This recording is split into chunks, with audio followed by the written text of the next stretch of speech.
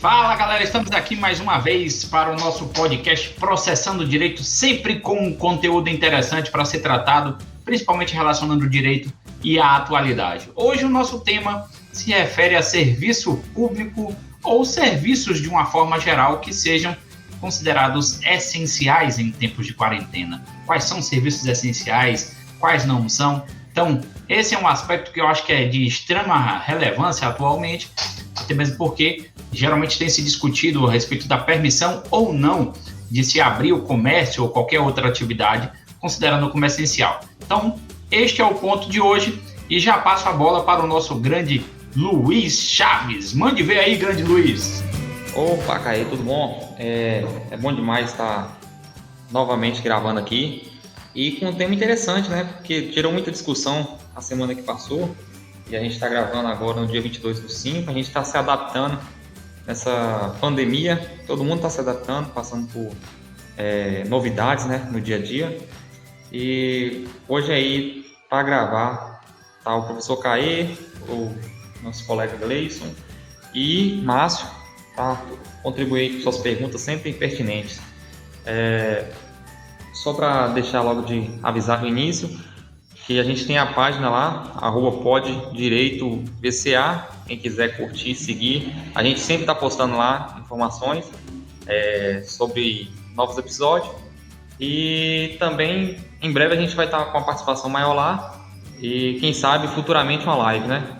A gente já planejou a criação de uma live aí a gente vai ver se vai dar certo, mas não prometo nada por enquanto. E vamos lá, né? Márcio?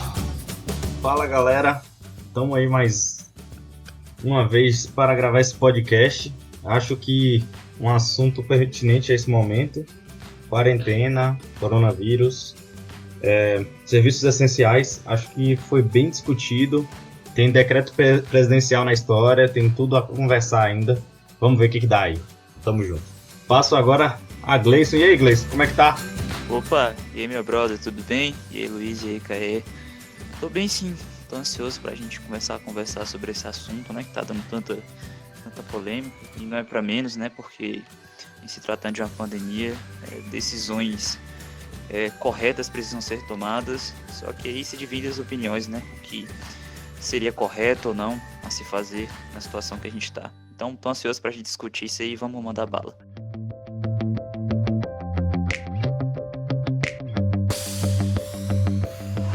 Bom, galera, o que seria essencial nessa nossa temporada aí de quarentena, a discussão que a gente vai ter hoje, vamos ver se a gente consegue esclarecer algo que já foi tão debatido aí, de algumas formas corretas, de outras um pouco politizadas. Então, vamos trazer essa discussão, vamos identificar. Até pouco tempo, antes da pandemia, a gente não se ouvia falar em serviços essenciais na questão de permitir ou não permitir, era apenas serviços. Então, todos eram permitidos. Mas qual é a lógica de ter serviços essenciais?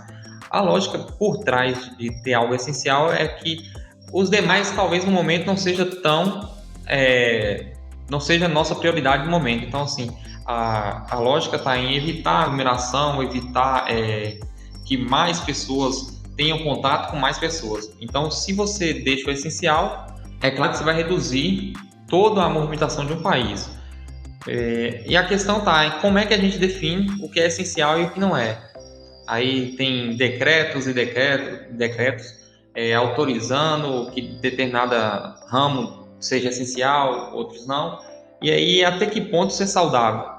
Até que ponto acrescentar ou retirar algo dos serviços essenciais está sendo válido? Bom, eu acho que para a gente começar a entender um pouco o que é serviços essenciais, a gente pode iniciar pelo significado, né? O que é essencial? O que é serviço? Eu acho que a gente pode levar isso, começar a pensar serviços essenciais pelo princípio, que é o significado das palavras. Professor, o que são serviços essenciais? Bom, o que a gente pode conceituar como serviço? Serviço é um tipo de atividade feita de uma pessoa para outra que se prolonga no tempo, ou seja, ela não entrega um produto já pronto. A própria atividade, ela ela se predispõe a se prolongar no tempo, ela se desenvolve por um determinado tempo perante a pessoa a quem o serviço deve ser prestado. Então, diferentemente de fornecimento, que eu forneço um computador, forneço um determinado tipo de pintura, a tinta, né? Agora, o serviço é a pintura em si, que se prolonga no tempo, ofertando aquele que pagou por ele. Então, o serviço é uma atividade que é direcionada de um indivíduo para outro, quer seja um indivíduo, pessoa física ou pessoa jurídica, direcionado para uma pessoa física ou pessoa jurídica, e que se prolonga no tempo o exercício daquela atividade, daquela utilidade. Ele oferta a utilidade se prolongando no tempo. Mas o que seria essencial propriamente dito? Então, essencial, geralmente o dicionário costuma relacionar aquilo que se refere à essência.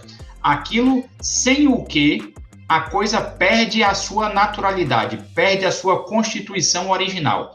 Então, essencial é aquilo que diz respeito à essência de alguma coisa.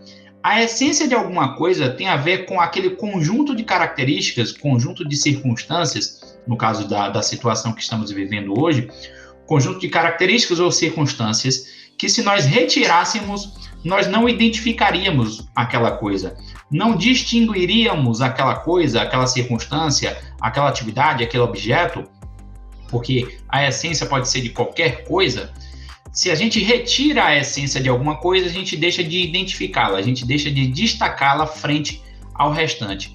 Então, é essencial, é aquilo que não pode faltar sem se perder a identidade de alguma coisa. Então, geralmente, nesse contexto que a gente pode identificar serviços essenciais.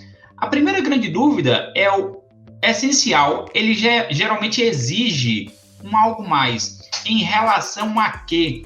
Para quem? Em que contexto? Não dá para a gente falar em algo essencial sem a gente relacionar com algo mais. Entendem? Então, é isso que a gente considera como essencial. Essa é uma noção preliminar de essencial que depende em função de quê? Aí eu já passo a bola para Gleison para comentar mais a respeito disso. Como o professor Caio estava falando, a gente precisa entender qual é o contexto para a gente falar o que é essencial, não é? Então, para a gente entender o nosso contexto, a gente precisa entender também quais foram os outros contextos de outras pandemias, tá? A gente teve na história a peste bubônica, né? Famosa por ter matado 200 milhões de pessoas e tem uma taxa de mortalidade de 60%. A gente também conhece a gripe espanhola, que foi no começo do século XX, tá? Que matou 50 milhões de pessoas, que teve uma taxa de mortalidade de 10 a 20%. Tá? A nossa primeira pandemia que a gente teve no nosso século XXI, foi a pandemia da gripe suína, mas ela tinha uma taxa de mortalidade baixa, de 1%. Então, quando surgiu o coronavírus, o pessoal associava muito, tá, a gripe suína. Só que não é bem assim, porque a gente já chegou na taxa de mortalidade de 14%. Tá? No Brasil, essa taxa de mortalidade é de 14%. E no mundo, se eu não me engano, é 15%. Tá?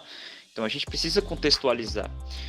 Na época da peste bubônica e na época da gripe espanhola, não existia OMS. Ela só veio a surgir a partir de 1948.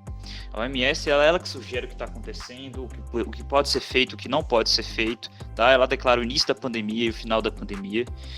E hoje, além disso, a gente tem a internet, que facilita na troca de informações. Inclusive, vou indicar um site aqui que eu uso muito para me informar em relação ao coronavírus. Inclusive, acabo de ver aqui que a gente já está em segundo lugar, como o país mais afetado, né, contaminado, atrás apenas dos Estados Unidos, que é worldmatters.info/coronavírus. É um site muito bom e dá todo tipo de informação possível. Tá? E aí a gente precisa ver o que é essencial agora. Tá? A gente está numa situação complicada, então a gente precisa conjecturar, imaginar situações onde a gente possa viver sem fazer algumas coisas, tá? Abdicando de algumas coisas que a gente faria no mundo que a gente não tivesse uma pandemia. Então, quando a gente fala em serviço, tá? A gente tem que pensar o seguinte: o serviço ele representa 60% do nosso PIB, tá? E dentro desse serviço a gente tem um comércio, né? Que tanto se discute se pode abrir ou não. E o comércio ele representou 13% do nosso PIB, coisa de R$1 trilhão. Tá? Então, abrir mão do comércio seria abrir mão de muita coisa na nossa economia. Só que o que a gente tem que pensar, a gente precisa conjecturar. Esse comércio aberto, ele é realmente necessário na situação em que vivemos? Porque a gente sabe que no comércio, em um dia, ele aglomera mil pessoas, ao depender da cidade. Né? Na cidade como São Paulo, então, cerca de 100 mil pessoas são aglomeradas por dia. Então a gente tem que pensar o seguinte, a gente tem que pensar nas pessoas que precisam do emprego, né? As pessoas que trabalham, elas precisam desse emprego para sobreviver. Então, quando os comércios estão fechados, essas pessoas não têm mais esse emprego. Muitas pessoas são demitidas. As empresas deixam de gerar renda, entendeu? Então, a gente tem que pensar o seguinte, quem é que fornece o emprego? Primeiramente é o Estado, né? Às vezes com funcionalismo público, ele paga os seus funcionários através de arrecadação dos impostos ou das empresas estatais, e a iniciativa privada, por exemplo, como o comércio, que através do lucro paga seus funcionários. E quando a gente fecha o comércio, a gente fecha parte desse... A gente acaba com parte desse lucro que é pago, né? A gente acaba com parte desses empregos. E essas pessoas ficam sem renda. Então, é tão essencial assim, a ponto de ceifar o emprego das pessoas. Mas aí a gente tem que pensar o seguinte também. Numa realidade que vivemos uma pandemia de um vírus altamente contagioso, em que tem que se evitar o máximo de aglomeração de pessoas, com a taxa de mortalidade de 14%, ou seja, que mata 14 pessoas a cada 100, é tão necessário sim ter esse comércio funcionando. A gente conseguiria viver ou sobreviver sem esse comércio por um tempo determinado? Tá? Por um determinado tempo, não é por resto da vida, mas por um determinado tempo, até se chegar à conclusão de que pode abrir o comércio, pode voltar a funcionar, pode voltar a se aglomerar pelo menos um pouco. Aí a gente chega naquele dilema, a economia é mais importante que a saúde é mais importante que a economia. Esse dilema é real, ele é verdadeiro, tá? E a gente tem que pensar o seguinte também, mesmo com o comércio de portas fechadas, algum desses estabelecimentos, eles trabalham com delivery, então não fechou totalmente o comércio, né? Não proibiu o comércio através do delivery, então está funcionando de um jeito, né? Então é possível enxergar algum tipo de comércio que funcione sem que ele contribua com a proliferação do Covid-19, que é o que a gente está vivendo agora. Então é possível a gente enxergar, conjecturar, né? Imaginar uma realidade em que é posta em prática o comércio que não seja o tradicional, mas que seja esse moderno e que contribua para a situação com que a gente está vivendo, entendeu? Por falar em conjecturar, imaginar, a gente pode olhar isso sob o ponto de vista filosófico, tá? A gente pode olhar sob o ponto de vista do essencialismo, que é uma vertente da filosofia, né? Que ela entende que existe algo particular, tá? Uma coisa em que em mundos possíveis, tá? Em outros mundos possíveis, existem bens particulares em que ela não pode deixar de ter, que foi o que o professor Caê falou, que é sobre a essência da coisa, entendeu? Vamos imaginar uma situação em que a gente viva, tá? No nosso planeta, e que a gente precise de algo para viver, tá? Seja ela a água, a comida, enfim, o nosso trabalho, a gente precisa disso para sobreviver, entendeu? E vamos imaginar uma situação em que a gente não tenha isso. Seria possível sobreviver? Então a gente precisa pensar, se for possível sobreviver, então não é essencial, tá? Essa é a vertente do essencialismo. Então a gente pode pensar também pela lógica aristotélica, tá? Que seria a analítica, né? Que seria um instrumento que usaria elementos lógicos que fundamentam o conhecimento verdadeiro, tá? E a gente tem princípios, 3 princípios que Aristóteles defende para a gente saber o que é certo e o que é errado, tá? Esse primeiro princípio seria o princípio da identidade, o segundo seria o princípio da não contradição e o terceiro princípio seria o terceiro excluído, tá? Então a gente vai imaginar, vou dar um exemplo aqui para a gente explicar melhor como é que funciona essa lógica, tá? Então eu vou dar o exemplo de Márcio agora. Márcio é Márcio, tá? Então esse seria o princípio da identidade. E o princípio da não contradição seria o seguinte: Márcio é Márcio, só que ao mesmo tempo ele não pode ser não Márcio, tá? E o princípio também do terceiro excluído, que seria Márcio é gamer, tá? Márcio é gamer e ele não pode ser não gamer. Ou é Márcio é gamer, ou é Márcio não gamer. Você tá entendendo? Então vamos aplicar isso para o Covid-19. O Covid-19, que é um fato, é perigoso e altamente contaminante. Isso também é um fato, tá? Então, ou ele é isso, ou não é. Ou ele é perigoso e contagiante, ou ele não é. Então a gente tem que usar essa lógica para identificar o que está acontecendo, para identificar o que é essencial. Então, A gente precisa conjecturar, a gente precisa projetar essa realidade em que a gente tenha que abdicar de algumas coisas que realmente não são essenciais. Você está entendendo? Então, vou dar um exemplo aqui em que seria mais ou menos o que a gente está passando agora. Então, digamos que a gente esteja num barco, tá? E esse barco esteja afundando. A primeira regra que a gente tem que aplicar é tirar as coisas mais pesadas, né? Coisas que até um primeiro momento a gente precisaria, tá? Seria algo essencial. Mas no momento que tá, ou você abdica delas ou você afunda na água. Então você precisa se abdicar das coisas mais pesadas. E aí no final você sobrevive. E aí depois você consegue de novo essas coisas que você perdeu. E aí, você prefere jogar essas coisas fora, essas coisas pesadas fora no alto mar e não afundar? Ou prefere afundar com tudo junto? Tá? Essa é a questão que a gente tem que aplicar na nossa sociedade agora, porque a gente precisa abdicar de algumas coisas que até primeiro momento eram essenciais, mas que agora a gente precisa jogar para fora do mar, no mar no caso. Ô Gleice, eu gostei do seu exemplo, e aí já me puxou uma outra ideia. Quem determina o que é e o que não é essencial? Porque a gente passou por março, mês de março, 20 de março, acho, o presidente da República desceu um decreto dizendo o que era essencial. E aí a nação, a base é os decretos. Ela vai acompanhar os decretos presidenciais, né?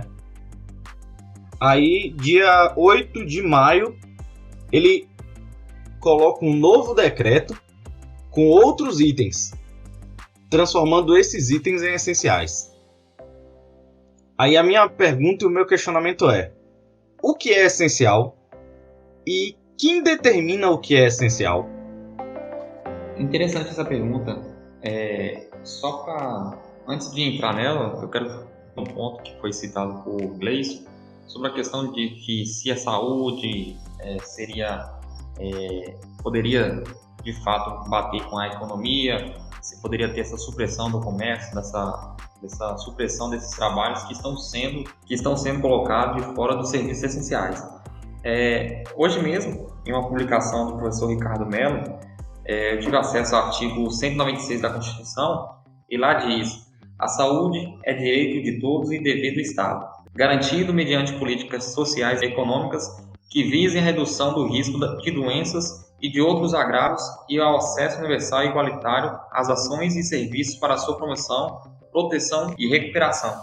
Nesse caso, devemos usar políticas sociais e econômicas para manter a saúde e não o contrário. Então, o fechamento do comércio e essa classificação do que é essencial e não essencial, ela vem como base constitucional para manter a saúde funcionando perfeitamente, ou seja, evitar a proliferação desse vírus. O interessante dessa classificação do que é essencial e que não é essencial é que eu vejo como uma forma de tabelar o bom senso, de tabelar a sua responsabilidade social de não ir em determinados comércios, de evitar aglomeração. Porque se não fosse essa separação de serviços essenciais, o país estaria funcionando do jeito que estava e a população teria essa noção de que é necessário fazer isolamento social. E é claro que há consequências nesses serviços que ficaram de fora do pacote essencial, mas existe a necessidade disso porque, do contrário, o isolamento social ele vai por água abaixo. E ele é tão importante para evitar essa proliferação. Eu sou de uma cidade pequena, de Condeúba, e aqui a gente teve o primeiro caso, e ele se deu por falta de cuidado. Então, assim, um rapaz veio de outra cidade, e aqui foi recomendado isolamento social, e ele não ficou no isolamento social. Então, isso traz uma consequência. E se os comércios estivessem funcionando e esse rapaz pudesse transitar, entrar no comércio e no outro, quantas pessoas ele não teria infectado? Mais ainda. Então, assim, a questão do ser essencial é tabelar o bom senso, é você esclarecer o que no momento é essencial para evitar esse contato. Até porque eu também não acho válido que só declarar que é essencial. Por exemplo, o presidente vem declarando que isso é essencial para a abertura do comércio. Mas, por exemplo, a gente pode concordar que o supermercado, ele é essencial. Só que ele ser classificado como essencial e não ter a devida cautela ter o devido espaçamento lá dentro, ele não está meio que fazendo o papel de um serviço essencial. Então, a gente tem um serviço essencial para evitar a proliferação e para deixar só essencial, mas a população em si, ela usa como se fosse algo normal. Então, eu vou no supermercado, não comprar o essencial para minha casa. Ele está aberto e ele está funcionando. E se está funcionando, eu posso ir. E assim, independente da fila, da quantidade de pessoas que estejam lá dentro, eu vou continuar frequentando porque ele está aberto. Então, eu acho que também nessa questão de definir o que é essencial e o que não é essencial, é meio que alertar a população de que é necessário reduzir esse contato pessoal. Então, assim, você só tem que sair para o essencial e coloca o nome essencial, tá ligado? Então, a gente tem que ter essa cautela do distanciamento social. E aí, a tendência é acrescentar mais serviços essenciais, e aí foge da lógica de ter essa divisão. Vai chegar num ponto que serviços essenciais é serviço, e vai estar tudo aberto. Eu não sei se eu respondi máximo, mais ou menos, mas eu queria fazer uma pergunta para a Caê, que seria a questão dessa necessidade de responsabilidade individual. Então, tipo, qual é o papel assim, do cidadão em perceber que determinado lugar é aglomerado, tem aglomeração, e dele evitar? Qual seria essa ideia do próprio cidadão ter esse cuidado sem necessidade de declarar o que é essencial e o que não é essencial? Bom, nesse contexto aí eu concordo eu considero todos os pontos de vista que foram apresentados, inclusive até agora, só que eu tenho algumas pequenas considerações, principalmente a respeito do que a gente considera como essencial ou não, se existe margem, por exemplo, para subjetivismo e etc. Bom, a primeira grande coisa que eu vejo quando alguém me fala assim, um serviço é essencial ou não é essencial, é me perguntar, primeiro, é essencial em função de quê? Porque a gente geralmente pensa o essencial em função de alguma finalidade, em função do cumprimento de alguma meta, de alguma proposta específica. Segundo, em que contexto? Porque eu acredito que há uma variação com relação ao contexto e também tem um aspecto do para quem, né? A gente tem que considerar que o que é essencial pode variar quanto a um aspecto ou outro. Bom, no primeiro momento, é essencial em função de quê? É interessante a gente perceber que a gente considera essencial algo, independente de ser serviço ou não, em função de uma finalidade. Vou dar um exemplo. É essencial para que você vença uma determinada disputa de corrida que você esteja praticando todos os dias. Então, o essencial em função da meta, da finalidade ganhar a corrida, é que você treine todos os dias. Então, a gente logo percebe que a palavra essencial, ela exige como se fosse um verbo solicitando o objeto, né, para onde ele vai incidir, para onde ele vai se direcionar. Então, essencial em função de quê? Nesse contexto atual de quarentena, obviamente a gente está vivendo uma realidade totalmente atípica. Eu vejo, inclusive, algumas pessoas falando assim, mas isso é inconstitucional, tal realidade é inconstitucional, tal realidade não está prevista na nossa Constituição. Claro que não está previsto. A gente nunca teve uma realidade como essa. A Constituição, ela nunca versou a respeito dessa excepcionalidade.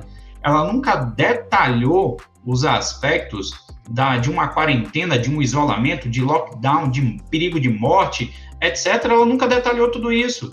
Então, quer queira, quer não, a Constituição, ela previu a possibilidade, por exemplo, de uma guerra, de uma calamidade acontecer, porém, ela nunca detalhou isso. E quem é que pode detalhar isso? Aí, óbvio, assume o protagonismo para exatamente preencher esse espaço vazio.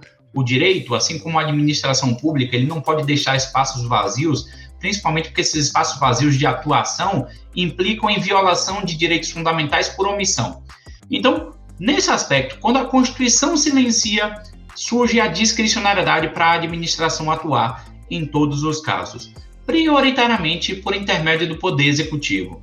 Então, quer a gente goste, quer não, o Poder Executivo, em status de excepcionalidade, como guerra declarada, calamidade, como no caso de quarentena, quer a gente goste, quer não, ele tem um muito maior protagonismo do que em qualquer outra circunstância.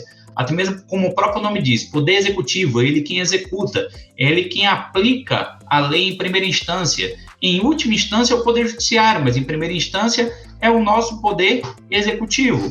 Então, quando falamos a respeito da circunstância atual, a circunstância de quarentena, a gente tem que pensar quais são as finalidades possíveis para nós identificarmos como referência para identificar o que é essencial e o que é que não é. Quando a gente fala a respeito do essencial, então a gente tem que considerar que tipo de finalidade a gente quer alcançar.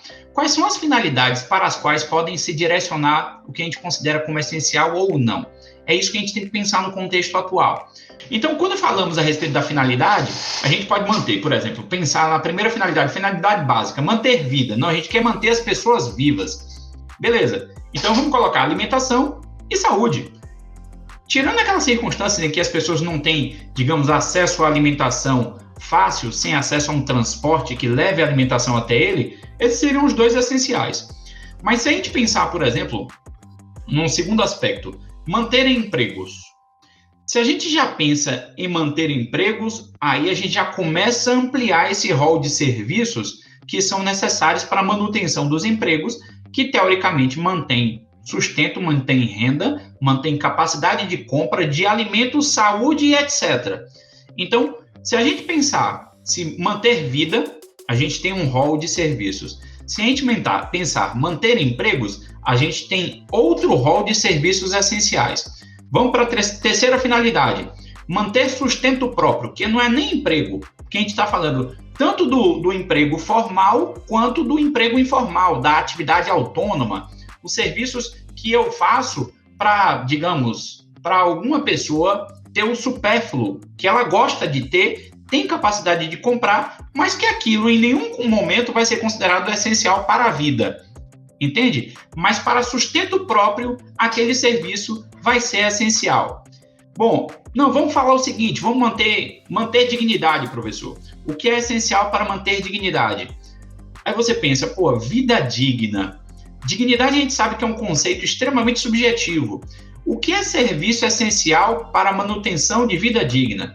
Se a gente pensasse hoje, serviço de internet seria essencial ou não? Bom, em outro contexto, é possível que a gente pense, a internet não é essencial. Mas no contexto atual, eu acredito que muita gente teria problemas psicológicos, problemas conjugais, problemas de suicídio, e etc, depressão e etc., se não houvesse o acesso à fuga à internet. Então, a gente já tem o manutenção dignidade, talvez ampliando ainda mais ou dirigindo aquilo que a gente considera como serviços essenciais para outra direção. E se a gente coloca nesse bolo todo a manutenção da saúde financeira do Estado, porque quer queira, quer não, caso todas as empresas venham a falir, a única instituição que vai ajudar, vai ter a obrigação de ajudar a todos é o Estado. Se ele falir, eu duvido que alguma empresa privada vai falar assim, ó, venha Brasil, eu lhe abraço, venha que eu lhe sustento de uma forma geral. Então, a primeira grande dúvida que surge em minha cabeça é qual é a finalidade que nós utilizamos para identificar o que é serviço essencial ou não. Provavelmente, quando há uma divergência entre o que o presidente fala e o que o ministro da Saúde fala, entre o que a oposição fala, que o Congresso fala, ou seja, que a Justiça fala, aquilo que se considera essencial, há uma variação, porque provavelmente eles estão falando de finalidades diversas. E eu acredito que todas elas, mutatis mutandis, ou seja, mudando-se o que deve ser mudado, adaptando-se o que deve ser adaptado, são finalidades legítimas. São finalidades que podem ser defendidas, são defensáveis e que necessariamente implicam em uma consideração do que é essencial válidas. Então, as considerações de válidas vinculadas à manutenção de emprego é válida, na minha opinião. Manter sustento próprio também, na minha opinião. Manter vida, etc, etc, etc. Aí vem a segunda consideração que eu faço, que essa foi só da finalidade. E quando alguém me fala assim, serviço essencial, aí você fala, para quê? Porque essa pergunta vai pelo menos fazer identificar qual a finalidade principal que ele tem na cabeça. Segundo, em que contexto que estamos utilizando o conceito do que é serviço essencial ou não? Veja, eu só coloquei algumas contraposições, tá bom? Eu não coloquei muito para não me delongar. Escassez versus abundância, competitividade versus solidariedade, justiça social e injustiça social, pessoas conscientes, pessoas inconscientes. Ok? Vamos lá. O que é essencial vai ser a mesma coisa em um contexto de escassez de recursos e vai ser o mesmo que um ambiente ou um contexto de abundância de recursos? Eu tenho certeza que não. Segundo, competitividade. Em um ambiente competitivo, aquilo que é considerado como essencial é o mesmo em um ambiente em que há uma solidariedade, uma empatia para com o sofrimento do outro e uma predisposição em ajudar a atender a necessidade do outro? Terceiro, em um ambiente em que há efetiva justiça social, ou seja, distribuição das riquezas, em que há um mínimo de dignidade de vida concedida a todos, acesso e oportunidade de concretização de seus projetos de vidas efetivados, ou uma injustiça social, em que há uma desigualdade, um desrespeito, uma anulação de projetos individuais de vidas em detrimento, em favorecimento de projetos de individuais de outras entidades ou de pessoas físicas ou pessoas jurídicas mais ricas, mais poderosas, etc. E um ambiente em que as pessoas sejam conscientes dos seus deveres ético-morais. Eu coloquei conscientes nesse sentido.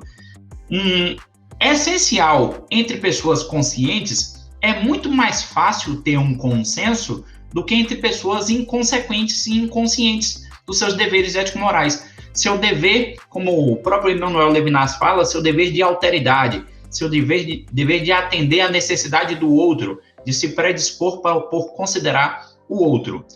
E a última coisa que eu falo veja, primeiro eu falei da finalidade, essencial para quê?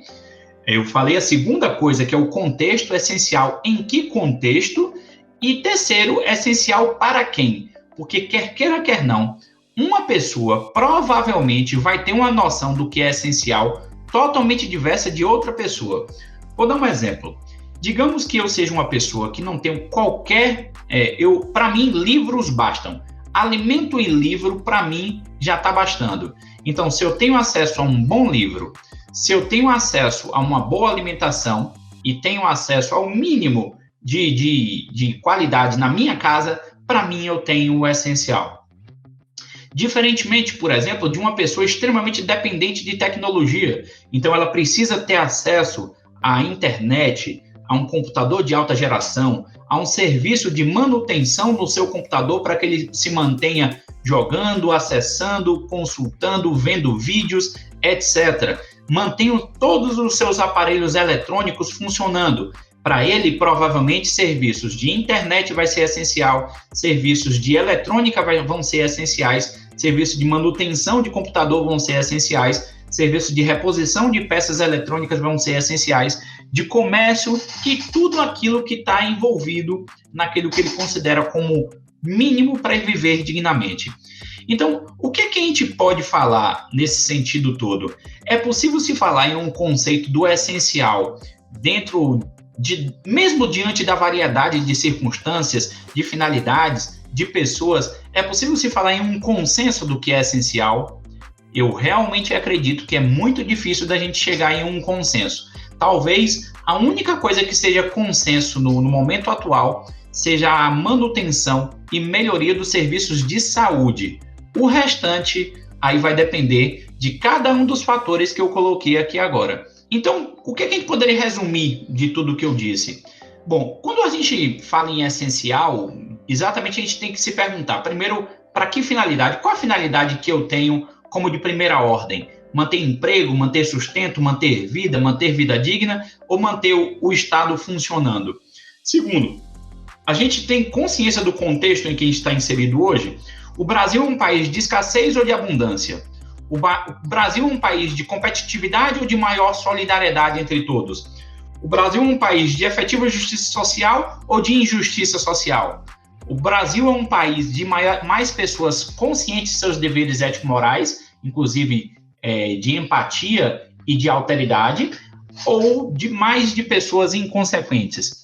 E, óbvio, na minha opinião, eu acredito que a divergência do que é essencial ou não vai ser sempre possível, sempre provável. Mas, na minha opinião, não existe um posicionamento que seja ilegítimo. Por exemplo, a crítica, não sei se foi tu que fez, Márcio, a respeito do posicionamento do presidente de querer ampliar o rol do que se considera serviço essencial ou não. E eu entendo o posicionamento dele. Eu posso não concordar, mas eu entendo o posicionamento dele, porque ele provavelmente está visando outra finalidade para ele considerar o que é essencial ou não. Provavelmente ele está mirando no manter emprego, manter sustento próprio e manter saúde financeira do Estado. Provavelmente ele está tentando focar nisso aí, que são 3 finalidades dentre aquelas que eu descrevi aqui. Bom, se você perguntasse para mim, professor, qual é o rol de serviços que o senhor considera essencial hoje, bom, eu teria que parar um pouquinho, mas a princípio, assim, de pronto, eu poderia dizer o seguinte: a saúde, para mim, é essencial. A questão do comércio, principalmente aquele que diz respeito à alimentação e que está direta ou indiretamente relacionado com a saúde, acho que o transporte, por exemplo, é essencial. E, de alguma outra forma, serviços de psicologia, algo que não está sendo tratado hoje. Os profissionais autônomos estão tendo que fazer atendimento em casa, mas se não for possível o atendimento em casa, eles vão ter que sair de casa. Atualmente, ainda não sei se já há dados a respeito disso, o índice de suicídios, ansiedades, etc., inclusive entre profissionais fazendo homeworking, ou home office, né, de ansiedade exacerbada, ou problemas de sono, a depressão e etc., eu acho que isso aí faz com que surja dentro da saúde, a saúde mental também, que não está sendo muito focada, às vezes, naquilo que é dito pela sociedade. Bom, então, esses seriam serviços que eu consideraria essenciais, mas se alguém me falasse assim, professor, para mim é essencial eu ir no salão fazer meu cabelo. Eu falei, pô, cara, massa, velho. É um risco que você está disposto a correr e que a pessoa que está lá prestando o serviço está disposta a correr. Agora, óbvio, se as pessoas forem conscientes para tomar os seus cuidados, né? Máscara, higienização, etc., bom, não vejo, digamos assim, grandes problemas nessa liberação desse tipo de serviço. Ou adaptação, né? Como está sendo feito na Europa. Restaurante está atendendo de fora. Vamos usar um exemplo no Brasil mesmo, professor.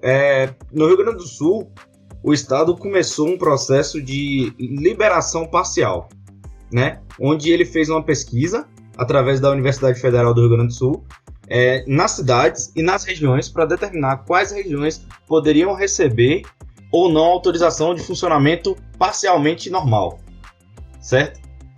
Foi bem interessante, porque ele utilizou o conhecimento científico da universidade para promover esse estudo, essa pesquisa. Muito interessante. Utilizar a ferramenta da universidade para isso, legal.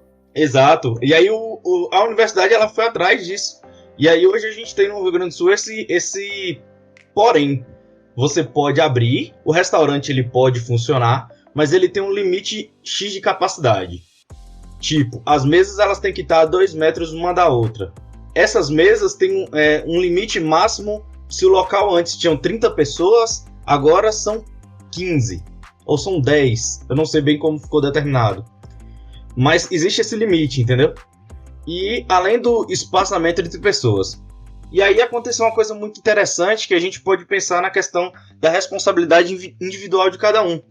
Porque no Rio Grande do Sul, no momento em que houve essa flexibilização, o que se imagina é que as pessoas iriam frequentar os restaurantes, tentando buscar uma certa normalidade, mas que cada um entenderia a necessidade do distanciamento social. Se eu faço a quarentena na minha casa, com minha mãe, meu pai, meus avós, são as pessoas que estão no meu círculo de segurança, porque a casa da gente é a nossa segurança, é o centro não contaminado, é o lugar que não deve ser contaminado, eu não posso ir para fora, encontrar outras pessoas para me contaminar e levar para casa. E aí a questão cheque foi essa. O que aconteceu nesses primeiros dias de liberação no Rio Grande do Sul? as pessoas foram encontrar outras pessoas. Não usaram o ambiente coletivo do restaurante, do parque, para distrair daquele momento de quarentena. Ou seja, elas colocaram em risco todo o grupo da sua família, todo o seu grupo familiar. Marcião, é nesse ponto aí, cara, que eu vejo uma interpretação que obviamente é legítima, mas eu acho que pode ser possível uma interpretação diversa. Eles buscaram dignidade. Por exemplo, eu não sei até que ponto, por exemplo, eu, você, Gleison, Luiz, dependemos do contato pessoal para manter nossa saúde mental. Eu não sei. Eu sei o quanto eu preciso, o quanto que você precisa, eu não sei. Então, para essas pessoas, talvez fosse esse o fato. Mas vamos lá. Vamos partir para uma ideia de que eles assumiram o risco, ok? Porque, assim, existem duas formas de você executar um controle social. Na verdade, duas não. Existem mais de duas, né? Mas vamos destacar duas ou três aqui. A primeira delas é... Rapidinho, professor. Só para eu salientar, né? Quando a gente fala em responsabilidade individual, eu penso que a responsabilidade individual é não interferir no coletivo, sabe? A minha responsabilidade como ser humano nesse momento de pandemia é não ter o vírus para eu não transmitir o vírus. Ô, Marcião, mas aí Você é entendeu diferente, a lógica cara. do... Aí o meu dever moral, responsabilidade é quando você tem que pagar pelo dano que causou, entendeu, cara? Pronto, dever moral, então. Entendeu? Então, o meu dever moral é esse, certo? E essas pessoas, elas correram um risco contrário a esse dever moral. Entendo. Agora, uma das características da moral, o problema é esse, cara, é a autonomia. A gente não tem como forçar uma pessoa a fazer aquilo que é moral. Vou dar um exemplo. Como é que você força uma pessoa, um pai, a amar o filho? Bom, se a gente pensar em termos de moral, o pai tem o dever moral de amar, dar carinho, atenção ao filho. Só que você não tem como forçar isso, porque isso só é legítimo se for interior, se for autônomo, você para consigo. Aí o que é que tem a ver com isso, professor? É o fato dessas pessoas. Bom, por que eu disse aquele negócio do controle? Porque, assim, que envolve, inclusive, esse aspecto da responsabilização individual ou não, né? Bom, quando a gente fala das pessoas que, mesmo tendo lockdown, saem de casa desrespeitando a norma, desrespeitando a orientação, desrespeitando todas as evidências de que causa morte, etc. Bom, como é que você controla esse indivíduo? Primeiro, você pode controlar com vigilância. Aí, sendo bem Foucault, né? Vigiar e punir. Então, você vigia, cria mecanismo de controle e pune quem desvia-se. Que foi o caso que está sendo muito criticado lá de São Paulo, né? Por aplicativos. Então, permitiu que várias pessoas pudessem ser monitoradas 24 horas para saber se estão em casa ou não. Bom, eu particularmente não gostaria de ser monitorado dessa forma, mas algumas pessoas podem ceder sua privacidade em nome de um controle maior. Mas, vamos lá. Então, a primeira, vigilância. E, obviamente, auxiliada por uma punição. A segunda é com premiação de quem cumpre a sua função. E a terceira é a conscientização e responsabilização daqueles que, obviamente, assumiram os riscos. Como assim? Bom, eu não sei se as pessoas sabem, não sei se as pessoas já viram, porque eu vejo inúmeras brincadeiras, não sei se existe no resto do mundo, né? As brincadeiras com o coronavírus. Não sei se só existe aqui no Brasil ou se existe no mundo inteiro. Mas uma coisa que eu vejo aqui no Brasil é que é possível que algumas pessoas não saibam nem quais são as circunstâncias que uma pessoa com coronavírus morre, sufocada no seco. Então, eu não sei se as pessoas sabem disso, sabe? E eu não sei se seria o caso, por exemplo, de falar sobre a possibilidade de contágio por uma roupa, por coisas assim, por detalhes, para que a pessoa saiba a integralidade dos riscos e se ela assumir aquele risco de transmitir para seus familiares, paciência. Se for um acordo consciente entre a família e aquela pessoa que vai sair, como eu, por exemplo, faço um acordo com minha família, falo, vou fazer compras, eu preciso sair para fazer compras, não dá para pedir. Aí eu saio e me higienizo na volta. É um risco coletivo, nós assumimos esse risco. Se a gente, obviamente, vê sobre outro aspecto, vê Caê fora de casa. Ó lá, Caê quebrando a zorra da quarentena. Não, Caê não está quebrando a quarentena. Ele está fazendo aquilo que ele considerou essencial, obviamente assumindo alguns riscos para a sua família e, de alguma forma, assumindo riscos para terceiros. Quem está na rua, de alguma forma, assumir algum tipo de risco. Na verdade, se nós estamos vivos, nós assumimos riscos de estar vivos. Então, a atividade coletiva em si implica riscos. A gente tende a apequenar esses riscos. Como é que apequenamos? Obviamente, com as medidas de saúde, contenção, isolamento, mas é como a mídia está falando agora. Se puder, fique em casa. Então, o se puder é subjetivo, entende, Marcião? Mas, óbvio, eu achei a medida do Rio Grande do Sul muito interessante, não conhecia, não sabia que tinha sido feita essa pesquisa, e hoje, com as tecnologias que nós temos, cara, daria para fazer isso fácil. Quem é a favor e por quais motivos? Quem é a favor de sair de casa, liberar as atividades, quais serviços seriam liberados e por quais motivos? Eu acho que daria para fazer isso tranquilamente. Agora, por que não se faz? Não sei, cara, a mídia tem mecanismo para fazer isso, de uma facilidade absurda, né? O governo também tem, né? As universidades estão aí e o Rio Grande do Sul foi prova disso. Cara, exato. Usar a federal para isso e deu certo, né? Na verdade, esse mapeamento é necessário, né, Caio? Para saber onde mais tem o vírus, quais as zonas precisam ser controladas e para evitar que prolongue esse tempo de quarentena. Ô, professor, eu consegui entender o pensamento, mas continuo a discordar. E acredito que no momento que você faz uma liberação... Essa é a parte legal, pô, que a gente discorda, mas continua... A gente entende, mas discorda. No momento que a gente entende isso, fica claro que a gente precisa, mesmo com essa liberação, a gente precisa de responsabilidade. Antes de mais nada, a gente precisa de responsabilidade para sair de casa, para tomar certas atitudes, porque... Claro, um restaurante, digamos assim, não é um lugar onde você vai ficar de máscara. Não é um parque onde você pode ficar de máscara integralmente. Não tem como você comer de máscara. É esse o pensamento que eu tenho, né? Então, assim, se você vai para um restaurante, pelo menos lá o restaurante ele vai seguir as normas para ele poder abrir, claro. Senão ele não pode estar funcionando. Então, se você vai para um restaurante... Evitar contato com outras pessoas fora do seu ciclo, eu acho que é o ponto mais fundamental. Porque considere, se você sai com a sua esposa para jantar e seu filho, isso acontece, vocês estão num ciclo. Na casa de vocês é o ciclo de vocês. Quando você vai para um restaurante com as pessoas do seu ciclo, você não estende a contaminação. Você não encontra seu irmão que mora em outra cidade ou que mora em outro lugar da cidade que pode ter encontrado com outras pessoas. Você e a sua esposa e seu filho que estão na quarentena no mesmo lugar, indo para o mesmo lugar. Entendeu mais ou menos a ideia? Então, assim, eu acho que a responsabilidade é que tem que ser o essencial nesse momento. Por mais que a gente precise de uma liberação e essa flexibilização desse serviço é necessário, a gente precisa também da responsabilidade do cidadão. Consciência moral, que eu diria, porque a responsabilização é quando ele já causou um dano, entendeu, Marcião? O que eu penso é porque a responsabilização é depois do dano.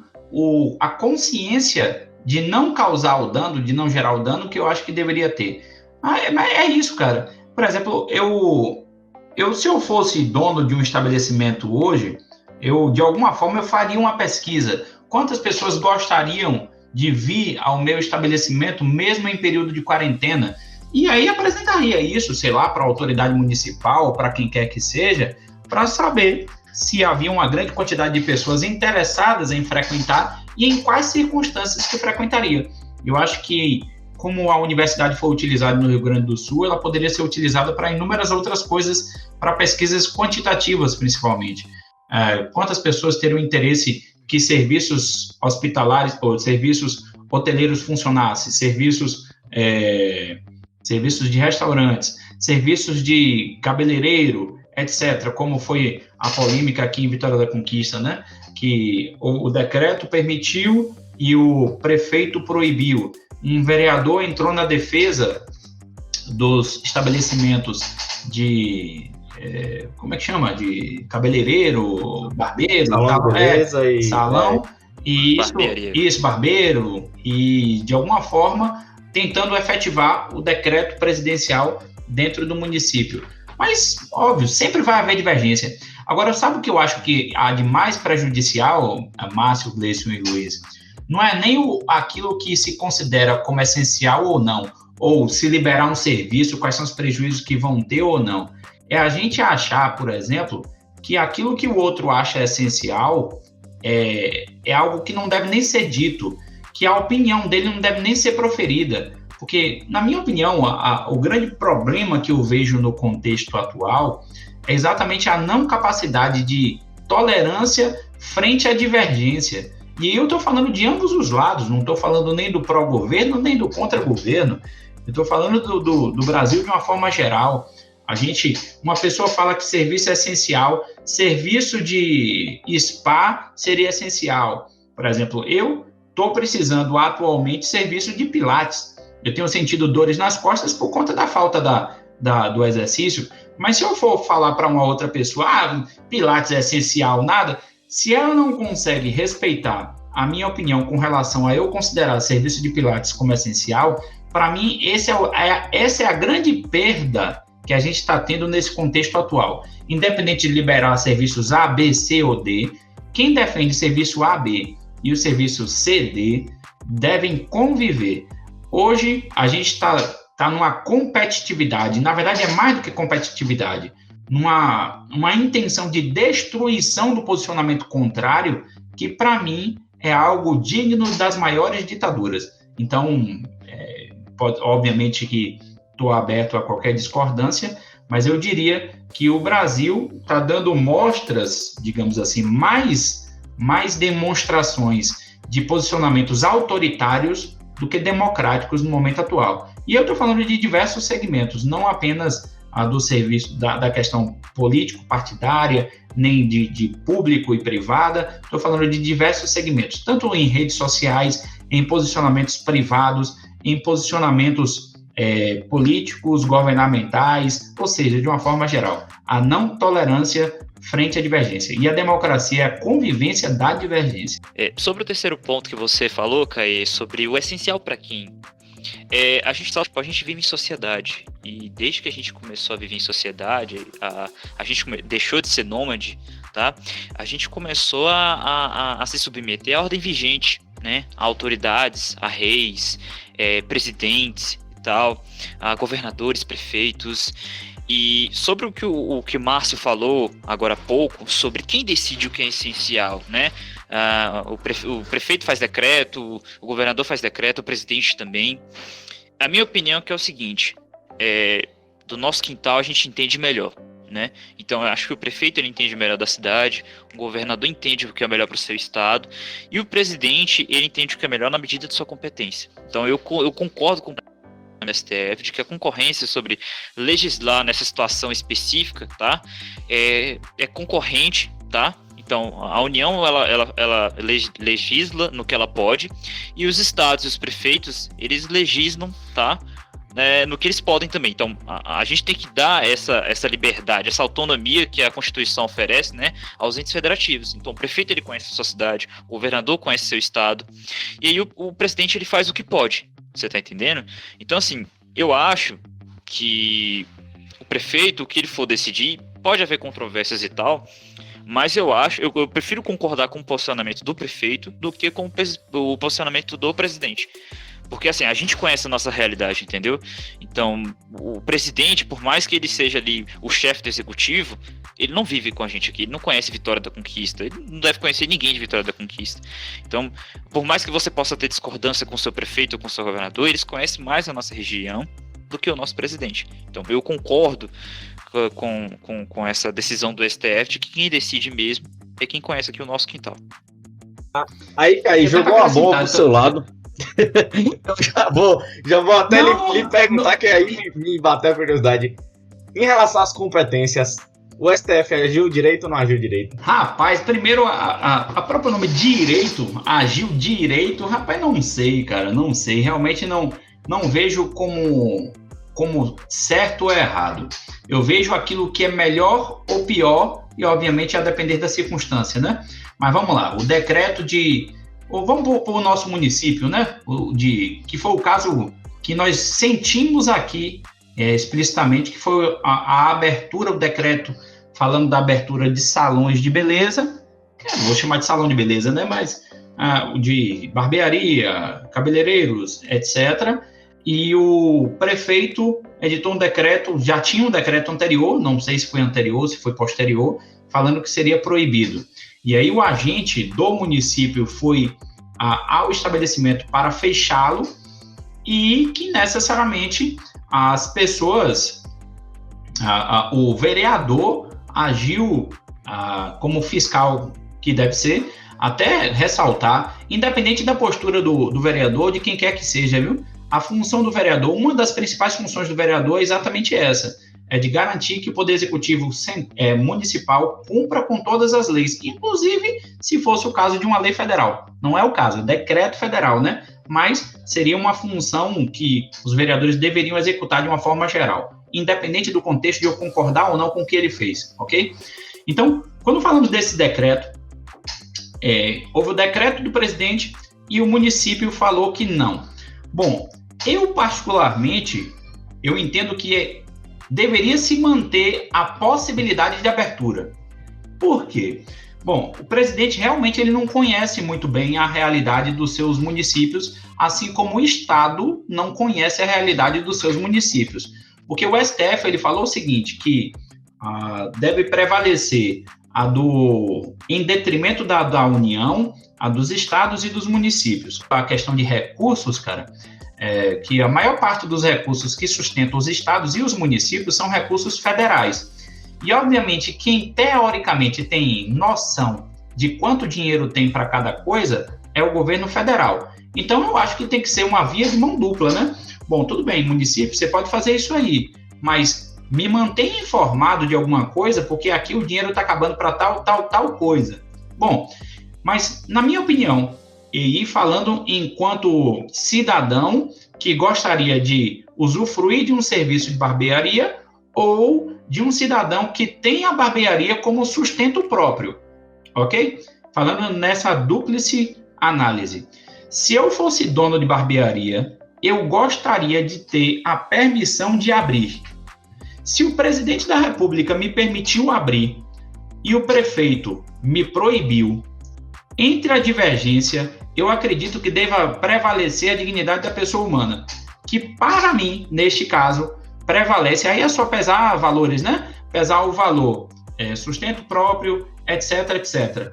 Então, deve-se manter abrir. Por que eu sou favorável, nesse caso específico, à abertura? Porque se a população não quiser ir, não vai adiantar ele abrir. Então, não vai adiantar uma empresa, por exemplo, de massagem abrir o estabelecimento, se eu sei que a pessoa vai me tocar na massagem e que uma das formas de contágio é o toque. De contágio mais forte é o toque e proximidade do rosto. Então, eu não vou àquele estabelecimento de massagem.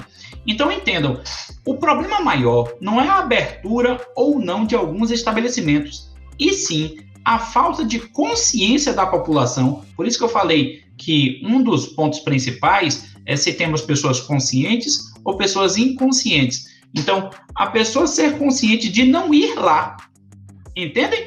Então, se ninguém for ao salão, de que vai adiantar ele abrir? O que vai prejudicar ele abrir? Agora, o prejuízo é certo se ele não abrir. Entendem o que eu digo? Então, entre o prejuízo certo e o prejuízo possível, eu diria que eu prefiro o prejuízo possível. Ah, mas pode ser um prejuízo muito maior, professor. Bom, se a gente pensar assim, a gente nem sai de casa. A verdade é essa.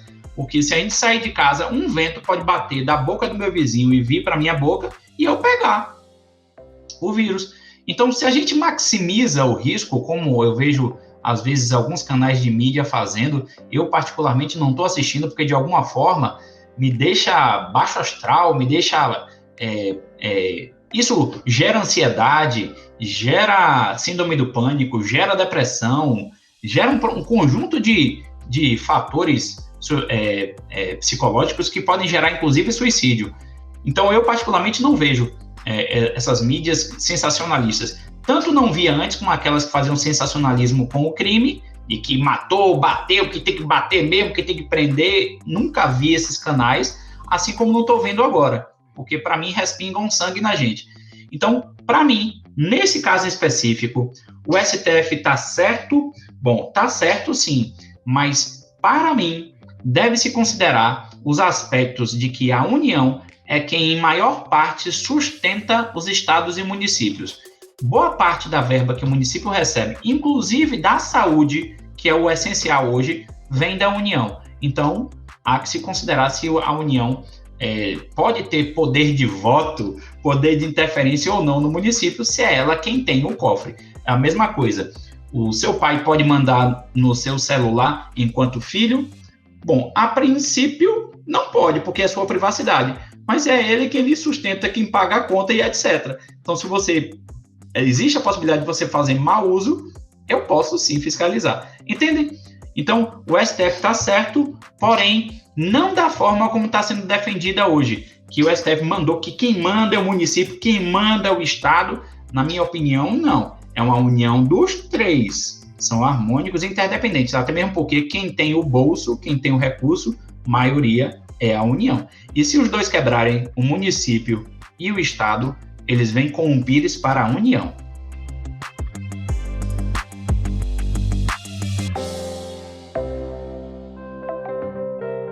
Bom, discussão interessante é essa. Aí cabe a cada um verificar no contexto o que é essencial e o que não é. A recomendação que eu falo que essencial ou não, aberto ou não, evitem aglomerações, tenham bom senso ao sair de casa, protejam o que você ama fazendo sua parte, né?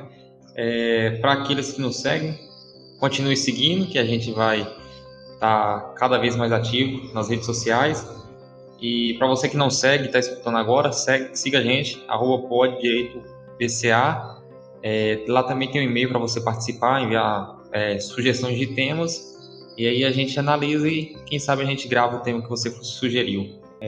Vou me despedir aqui dos meus colegas, foi muito bom, deu para esclarecer bastante aí. Espero que todos tenham a percepção que eu tive aqui, que foi bem produtivo, e até mais. Então, galera, foi bom ter gravado esse pod com vocês, tá? Eu tô ansioso pro próximo encontro, pra gente discutir um assunto bem legal e a gente conseguir pegar o máximo de ideias possíveis, tá? A troca de ideias que é muito importante, né? E é isso aí. Vou me despedir de vocês, daqui eu tenho uma aula agorinha. E antes eu queria deixar uma dica pra vocês, tá? De um filme bem filé que eu assisti esses dias. O Irlandês, que é um filme muito bom, tem na Netflix, tá? Fala um pouco sobre máfia e tal, e eu sou muito fã. E também eu gostaria de fazer uma piada, entendeu? O Irlandês é o de Tarantino? Não, é o de... Esqueci o nome do diretor, moço. Foi o diretor que fez... Esse diretor, ele fez Os Bons Companheiros. Esqueci o nome dele. Scorsese. Mas é com quem esse filme? Tem um famoso que tá nesse filme, pô. Rob De Niro, Al Pacino, tem a galera toda, pô.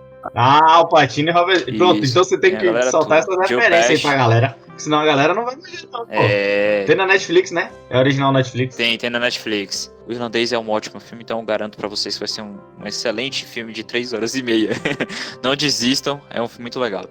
E eu também queria deixar uma piadinha, né? Como eu deixei no podcast anterior, né? Só pra dar aquela animada no final do programa. Vai na fé, meu brother. Deixa eu fazer uma piadinha aqui. Deixa eu perguntar pra... Ô Luiz. Diga. O juiz resolveu expedir, né? Um envelope lá com uma precata dentro. E aí, pra pegar uns depoimentos aí. Qual era o nome dessa diligência que ele mandou pra tal cidade? Rapaz, pergunta aí. Sem responder não, hein? Carta precatória. Cada dia pior, velho. Cada dia nível.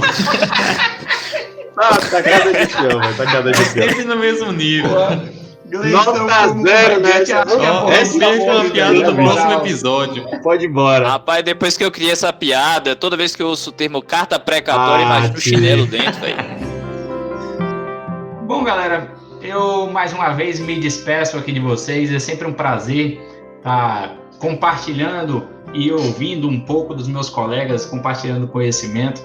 Eu diria que uma das grandes coisas que nunca podemos perder é a capacidade de discutir respeitando posicionamentos contrários.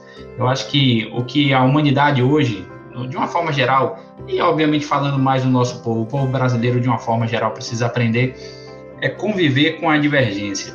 Saber que a gente dificilmente vai chegar a um consenso com relação a diversos pontos, mas o que é importante é que nunca percamos a oportunidade e a capacidade de nos predispor para ouvir o outro.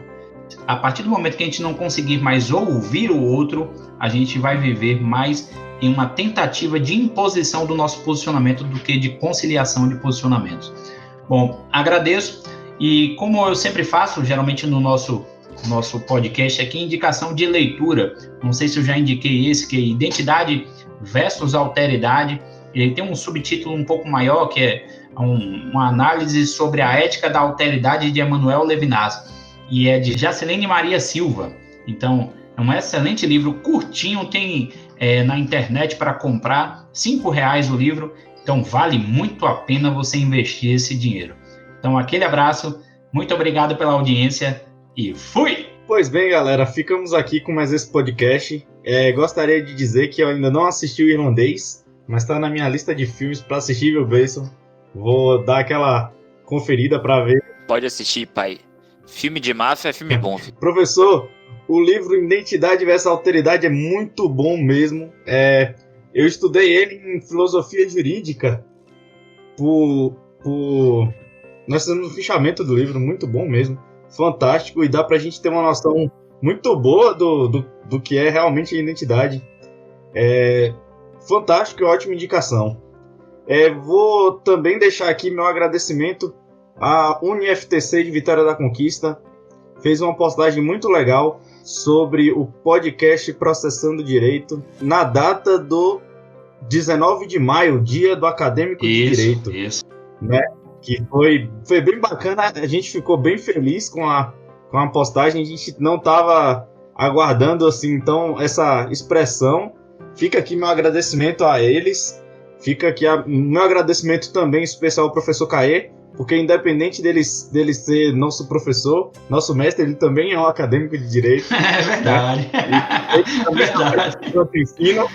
Então, meu agradecimento especial a todos aqueles professores, mestres, que nos passam todo o conhecimento e que também são acadêmicos de direito, né? 19 de maio é uma data bem legal, bem importante pra gente. E que não deixemos de ser estudantes nunca. Sempre estaremos dispostos a absorver o máximo de conhecimento possível. E o podcast se encerra aqui. Continua nos seguindo nas plataformas. Tem no Spotify. Podem seguir, escutar. Mandem e-mail pra gente. Queremos saber sua opinião, seus temas. Vamos discutir. Vamos simplificar o direito da melhor maneira possível. Ficamos por aqui e até a próxima.